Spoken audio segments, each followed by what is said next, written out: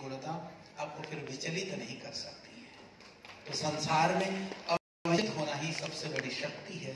तो उस अविचलित होने के लिए किसी ने ऋषि दयानंद से पूछा था कि धार्मिक और अधार्मिक का क्या पहचान है, हम कैसे करें कि कौन आदमी बहुत धार्मिक है या आध्यात्मिक है, कि कौन आदमी नहीं है।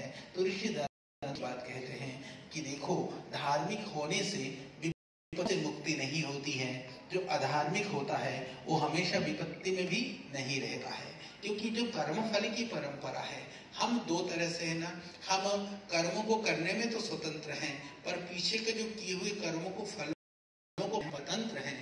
इसलिए जो हमने किया है वो तो हमको भोगना ही पड़ेगा। और कभी कभी हमारी जो हिंदू सनातन धर्म में ना एक बात कई लोग कह देते हैं कि हमारे पास सभी धर्मों में हो, तो आप क्रिश्चियंस में जाओ, मुस्लिम्स में जाओ, बाकी हिंदू परंपराओं में भी, वैष्णव, शाक्त, शैव, जैन, बौद्ध, जिनमें भी जाओ आप, हमारी एक परंपरा ये रहती है। हमको ऐसा लगता है कि जो पाप किया है वो हम मंदिर जाते हैं, पूजा पाठ करते हैं, गुरुद्वारा में जाते हैं, चर्च में जाते हैं, कहीं भी जा करके हमको लगता है कि शायद वो कट जाएगा।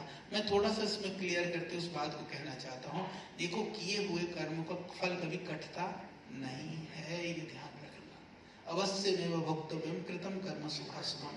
फिर आप कहेंगे कि आचार्य जी फिर हम जो जाते हैं क्या वो निरर्थक और व्यर्थ है क्या? व्यर्थ नहीं है, इसको भी आप समझिए। जाना जरूरी है।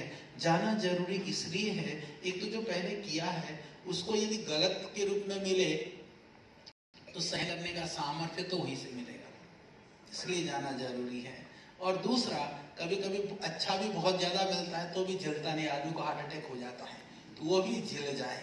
यानी कि ज्यादा पाने में न इठलाए, दुख में हम विचलित न हो।